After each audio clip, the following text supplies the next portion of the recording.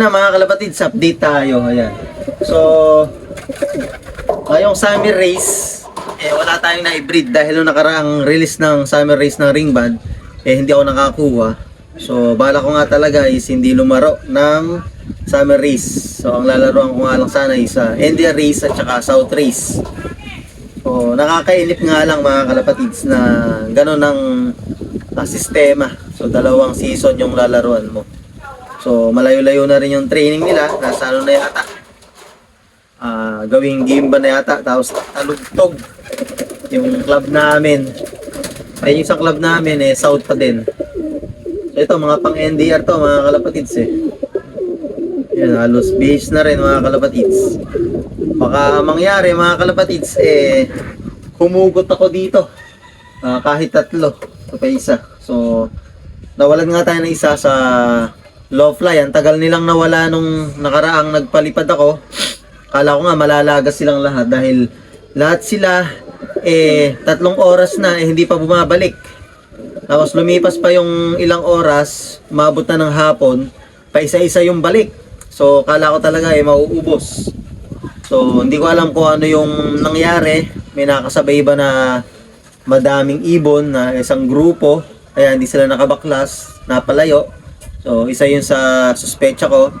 And then, pwede din yung hinabol sila ng falcon dito sa area ko. Dahil dito, meron mga falcon na umiikot-ikot. So, maaring hinabol hanggang sa natakot, lumayo.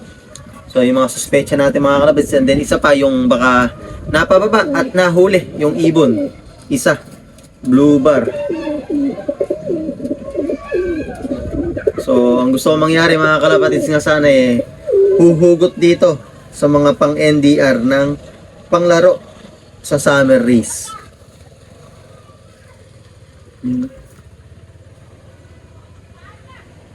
Maganda na mga itsura pero mga bata pa to. Ito yung first batch.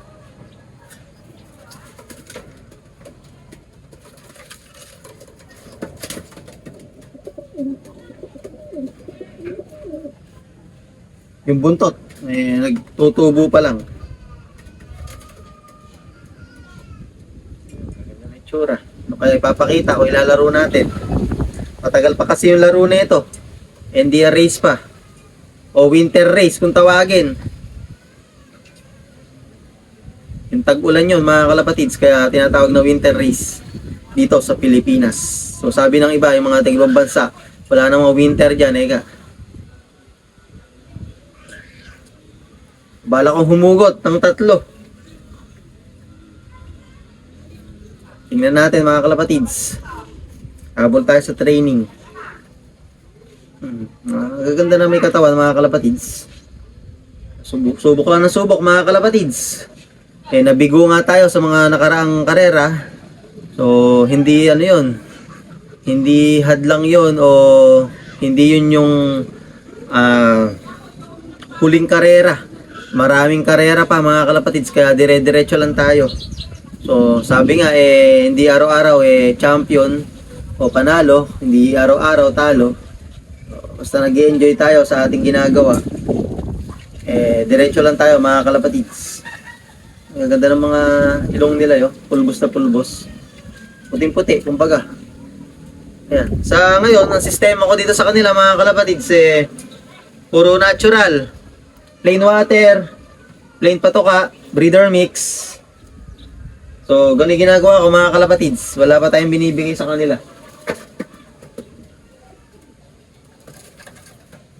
Ito, yung nestmate nito ang nawala mga kalapatids. Sayang yun mga kalapatids.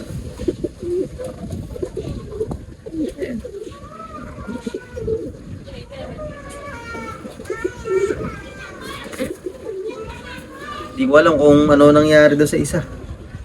Hanggang ngayon, hihintay kong bumalik. So, wala naman nagsosole mga kalapatids. Ako, pagka nakakabihag ako o may love visitor ako, talagang pinapakawalan ko. Pero, chinecheck ko lagi yung ring band. Kasi meron nga tayo mga kalapatids sa record. Chinecheck ko, baka yung mga naibenta kong flyers nun, yun ang mga bumalik. So at least nalalaman ko pag may record. Napakahalaga mga kalapatids ng recording talaga. Napakahalaga no mga kalapatids. Kasi matutukoy mo yung ibon kung ano bloodline. Pag meron kang record, andun yung magulang nun, tsaka yung ring band nga. So napakahalaga. Kaya every time mga kalapatids na nagpapanik ako dito ng mga young bird, automatic, inaano ko na. Nililista ko na mga kalapatids, napakahalaga nun. Tulad yan, ngayon kahaninang umaga, nag-akyat ako ng mga inakay. So, nirecord ko agad para meron mang nawala tapos bumalik, makita natin, matutukoy natin kung sa atin yun o ano, bloodline. And then, yung mga nawawala nating ibon, nangyayari dyan mga kalapatids, kunyari, nagpalipat ka ng young bird, yung meron pang balahibo, tapos nag-overfly, nahuli ng kapwa nating pansier. Yung iba kasi dyan, hindi talaga nagsosole mga kalapatids. Ang ginagawa nila, nilalaro nila. So, ganun yung ginagawa mga kalapatids. Ngayon, para malaman mo, isulat mo yung mga ring band ng mga papisa mo, yung mga young bird mong iakyat sa loft. Nasa ganun, pag nilaro niya, meron kang karapatan na humabol. Halimbawa, tumitira yung ibon. Halimbawa, derby na, nakaka 4 points na. Paano pag nanalo yun mga kalapatids, di ba? Tapos nalaman mo, ibon mo yon, nasa iyo yung record, yung ring band. Pwede mo yon i-apila mga kalapatids. Pwede mo siyang ipaban yung ibon na yon, ipapaban mo yung ibon. So sayang yung effort nung nakahuli, di ba? Kasi sa'yo yun sa'yo naka-register yung pangalan ng mga ring band. So meron kang karapatan na ipaban yung ibon na yon. Halimbawa, inilaro niya. Kaya sa mga kalapatids natin na nakakadagit ng merong ring band, wala man niyang club ring o com ring lang yan, mas maganda isoli nyo or swerte na lang kayo kung wala siyang recording o hindi siya mapanuri o hindi niya sinusuri sa mga clacking yung ring band. Makikita at makikita yon mga kalapatids. Yan, bihis na halos. Ito yung mga huling breeding ko. Halos magkakalain lang to mga kalapatids. Ayan, mga nagbabaksak pa to. Ito ka kasi yung late. Ganda ng kulay Nagmana sa kulay ni Love Champion.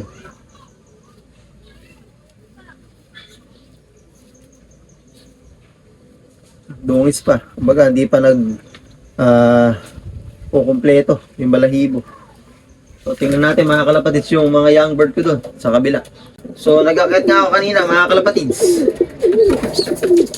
Ayan, mga nag-iiyakan pa. Mga pang south na to mga kalapatids. Pero, meron pa ako mga sising-singan dahil kumuha pa tayo ng ring band sa dalawang club natin na sinusuportahan dito sa Nueva Ecija, yung JPRC tsaka syempre yung GRPC. So South Race yung ring band. Ayan. Color uli mga kalapatids, may puti sa pakpak. Ayan, sira nga yung pakpak dahil may nakapasok sa breeder cage nung mga magulang nito. So dapurak siya. May dugo-dugo pa nga siya nung nakaraan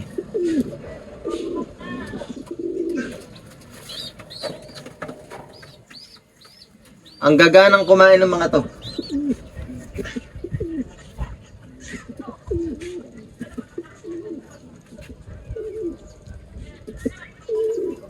So, subok na subok mga kalapatids. Itong mga ibon na to mga kalapatids, magkabila. Halos magkakadugo na to. So sila na nga mga kalapatids yung yung ginagamit ko. So may crosses lang tong konti mga kalapatids, pero yung baseline ko andito pa din. Ito mga kalapatids, may papakita ako sa inyo.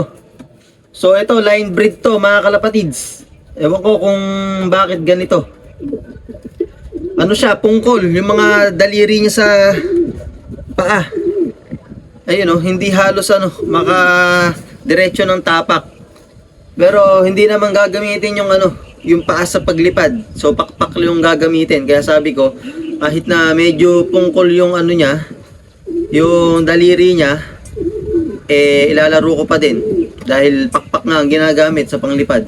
Yung bulag nga mga kalapatids, di ba? May nilalaro pang mga bulag. So nakaka-survive. Ano pa kaya yung ganito? So halos sa paalang naman yung diferensya niya. Kumbaga mga kalapatids, nakaganon. Pag nakatungtong siya, nakaganyan yung daliri niya. Kumbaga parang napungkol nga. Siguro sa tinitingnan ko nga mga kalapatids ang taas ng dugo. Dahil line breed nga mga kalapatids. Pero sabi ko sa inbreed lang naman, kung magkapatid sa magkapatid, hindi mag-nestmate yun mas mataas ang dugo. Pero bakit ito line breed lang? Kumbaga yung hen yung baseline ko, tapos pinasukan ko ng ibang bloodline. Then yung tatay naman ito is inbreed o lock breed. Bakit ganyan nilabas sa line breed niya? So napakahiwaga ng pagkakalapate mga kalapatids. Galing oh. Yung buto niya parang lumalagotok. Galing oh. Parang antigas. Sunog.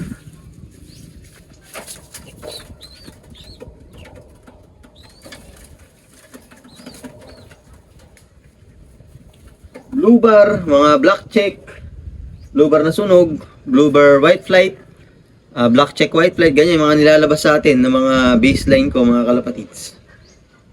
Ayan. Mga kalahian to mga kalapatids o kadugo nung mga inanak ni Salpok sa La Union, yung nag first overall champion, solo complete clacking, 3 times lap winner. So mga kalahian to. Sana magmana sa kadugo nila doon sa La Union. And then nakuha nga natin mga kalapatids yung mismong kapatid nung first overall sa La Union, binigay sa atin ng ating kalapatids. And then kumbaga parang nagswapan kami. Kasi sabi ko sa kanya nung binili niya sa akin si Salpok, tsaka yung isa ko pang ibo naka-perso na Hooters line din. Sabi ko, bigyan ako doon. Kumbaga, hindi pa siya nananalo. Usapan na namin na magsuswapang kami. So, ayun, natuloy nga mga kalapatids. Nakakuha natin yung full siblings. Ando sa baba. Naka-ready na. Giyak na natin. So, puro vitamins na ako ngayon sa kanila. Ayun ang update natin mga kalapatids. Wala nga akong pang summer race na young bird na ring band. So, hindi nga sana ako lalaro. Pero huhugot na lang tayo dito sa kabilang side ng ating loop mga kalapatids. So kayo mga kalapatids, kamusta? Alam ko, yung iba dyan, yung mga last lap pa sa south. Good luck po sa ating lahat mga kalapatids. Yan, happy flying.